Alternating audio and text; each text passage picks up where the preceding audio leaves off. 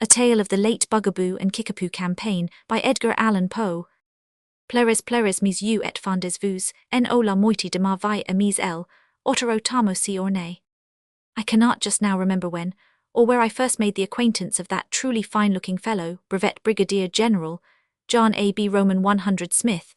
Someone did introduce me to the gentleman, I am sure at some public meeting, I know very well held about something of great importance, no doubt at some place or other, I feel convinced whose name I have unaccountably forgotten. The truth is that the introduction was attended upon my part with a degree of anxious embarrassment, which operated to prevent any definite impressions of either time or place.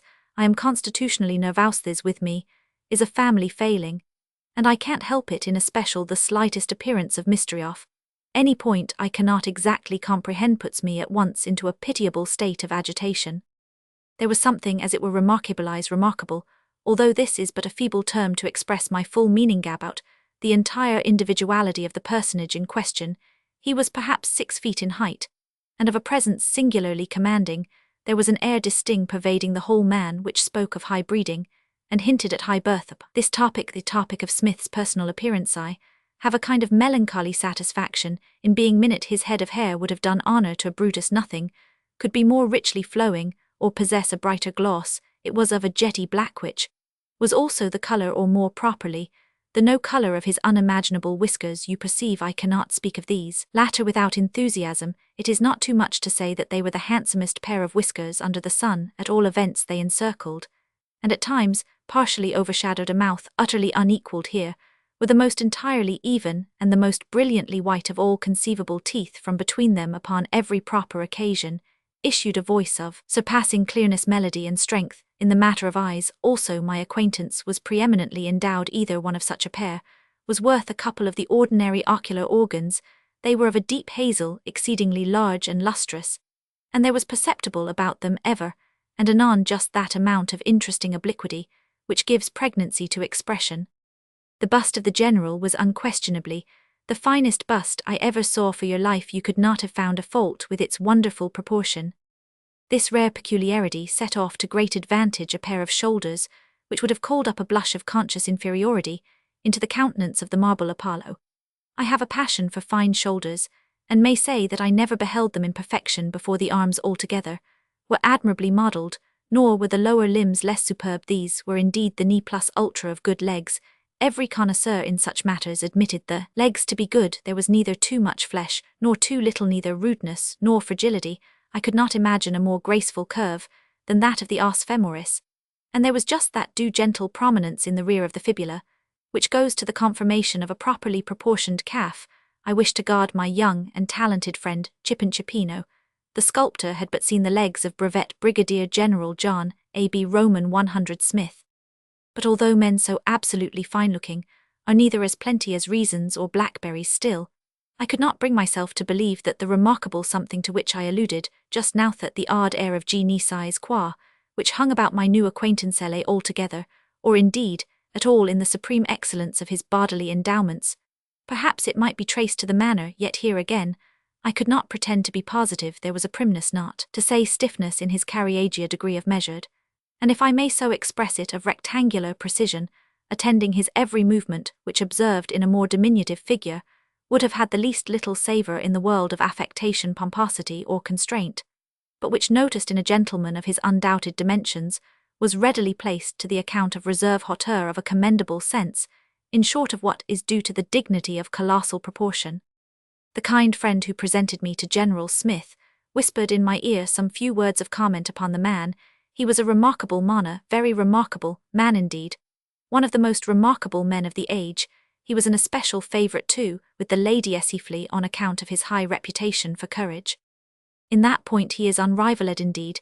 He is a perfect desperado, a downright fiery, and no mistake, said my friend here, dropping his voice excessively low, and thrilling me with the mystery of his tone. A downright fiery, and no mistake, showed that I should say to some purpose in the late tremendous swamp fight away down south, with the Bugaboo and Kickapoo Indians. Here my friend opened his eyes, to some extent, bless my soul, blood and thunder, and all that prodigies of valour heard of him. Of course you know he's the man. Man alive, how do you do? Why, how are ye? Very glad to see ye indeed here, interrupted the general himself, seizing my companion by the hand, as he drew near and bowing stiffly, but profoundly as I was presented, I then thought, and I think so still, that I never heard a clearer nor a stronger voice nor beheld a finer set of teeth, but I must say that I was sorry for the interruption just at that moment, as owing to the whispers and insinuations aforesaid my interest had been greatly excited in the hero of the Bugaboo and Kickapoo campaign. However, the delightfully luminous conversation of Brevet Brigadier General John A.B. Roman 100 Smith soon completely dissipated this chagrin. My friend leaving us immediately, we had quite a long tete-a-tete, and I was not only pleased, but really instructed. I never heard a more fluent talker, or a man of greater general information. With becoming modesty, he forbore nevertheless to touch upon the theme I had just then most at heart, I mean the mysterious circumstances attending the Bugaboo war, and on my own part, what I conceived to be a proper sense of delicacy forbade me to broach the subject. Although in truth I was exceedingly tempted to do so, I perceived too that the gallant soldier preferred topics of philosophical interest, and that he delighted especially in commenting upon the rapid march of mechanical invention. Indeed, lead him where I would, this was a point to which he invariably came back. There is nothing at all like it, he would say. We are a wonderful people, and live in a wonderful age. Parachutes and railroads, man-traps and spring guns, our steamboats are upon every sea, and the Nassau balloon packet is about to run regular trips, fare either way only £20 sterling between London and Timbuktu. And who shall calculate the immense influence upon social life, upon arts, upon commerce, upon literature, which will be the immediate result of the great principles of electromagnetics? Nor is this all, let me assure you. There is really no end to the march of invention, the most wonderful, the most ingenious, and, let me add, Mr. Thompson, I believe, is your name, let me add, I say, the most useful, the most truly useful mechanical contrivances are daily springing up like mushrooms, if I may so express myself, or more figuratively, like our grasshoppers, Mr. Thompson, about us, and around us. Thompson, to be sure, is not my name, but it is needless to say that I left General Smith with a heightened interest in the man, with an exalted opinion of his conversational powers, and a deep sense of the valuable privileges we enjoy in living in this age of mechanical invention. My curiosity, however, had not been altogether satisfied, and I resolved to prosecute immediate inquiry among my acquaintances touching the Brevet Brigadier General himself, and particularly respecting the tremendous events quorum pars magna fuit during the Bugaboo and Kickapoo campaign. The first opportunity which presented itself, and which Horresco reference I did not in the least scruple to seize, occurred at the church of the Reverend Dr. Drummumup, where I found myself established one Sunday, just at sermon time, not only in the pew, but by the side of that worthy and communicative little friend of mine, Miss Tabitha T. Thus seated, I congratulated myself, and with much reason, upon the very flattering state of affairs. If any person knew anything about Brevet Brigadier General John A.B. Roman 100 Smith, that person, it was clear to me, was Miss Tabitha T. We telegraphed a few signals, and then commenced sotto voce a brisk tete-a-tete. Smith, said she in reply to my very earnest inquiry, Smith, we not General John A.B. Roman 100.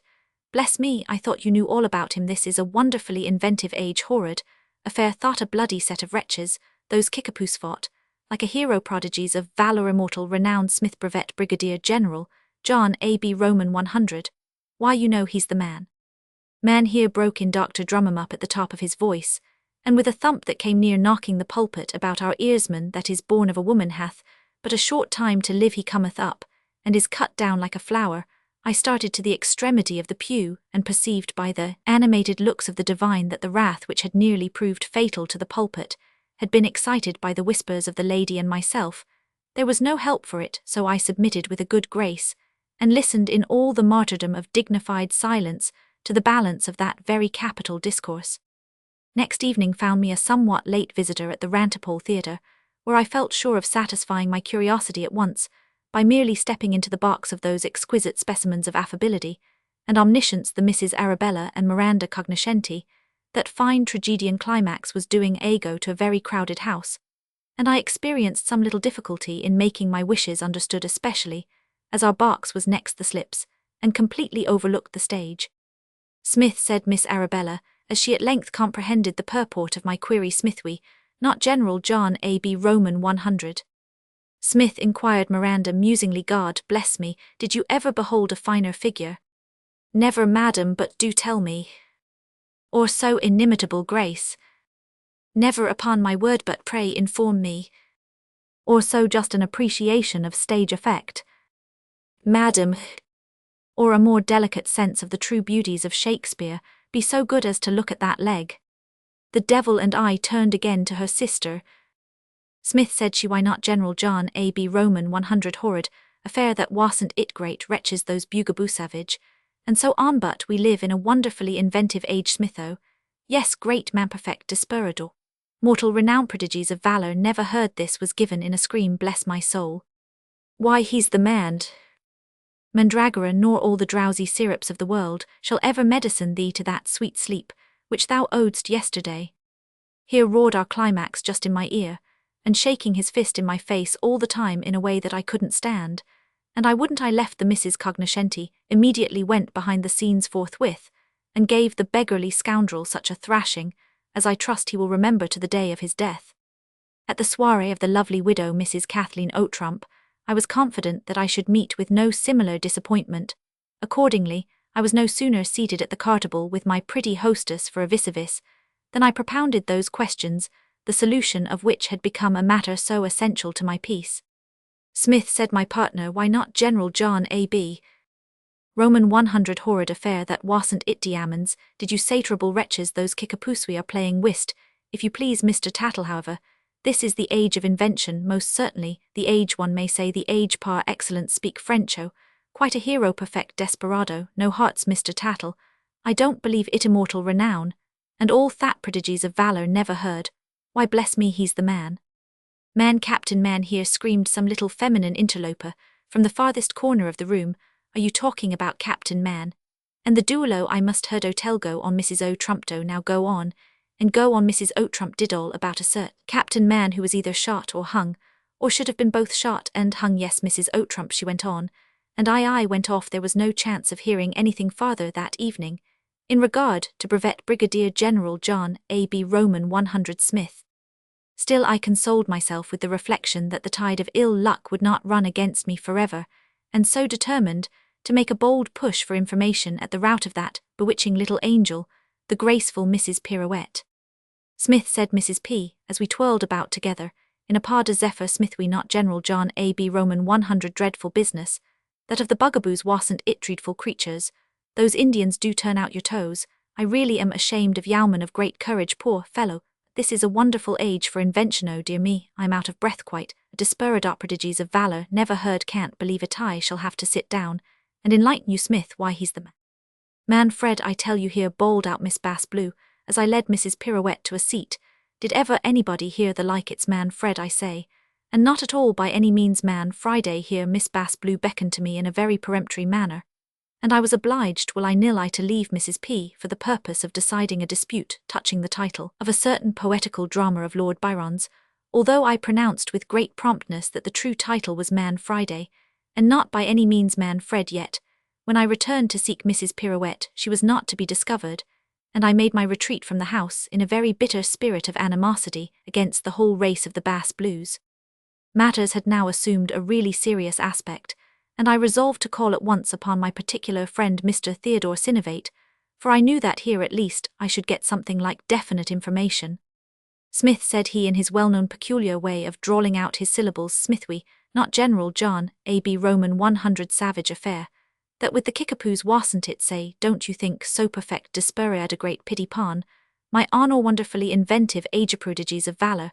By the by, did you ever hear about Captain Man? Captain Man be D.D., said I, please to go on with your story. Hemo well quite la meme chose, as we say in France. Smith, a Brigadier General John A. B. Roman 100, I say her Mr. S. thought proper to put his finger to the side of his nose. I say, you don't mean to insinuate now really and truly and conscientiously that you don't know all about that affair of Smith's as well as I do, eh? Smith John A. B. Roman 100, why bless me, he's the man. Mr. Sinovate, said I imploringly, is he the man in the mask? Nuke, said he, looking wise, nor the man in the muon. This reply I considered a pointed and positive insult, and so left the house at once in high dudgeon, with a firm resolve to call my friend Mr. Sinovate to a speedy account for his ungentlemanly conduct and ill-breeding.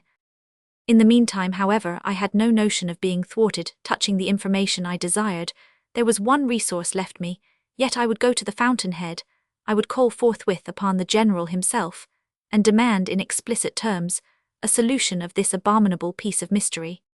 Here at least there should be no chance for equivocation. I would be plain positive peremptorias, short as Pycrustes, concise as Tacitus or Montesquieu.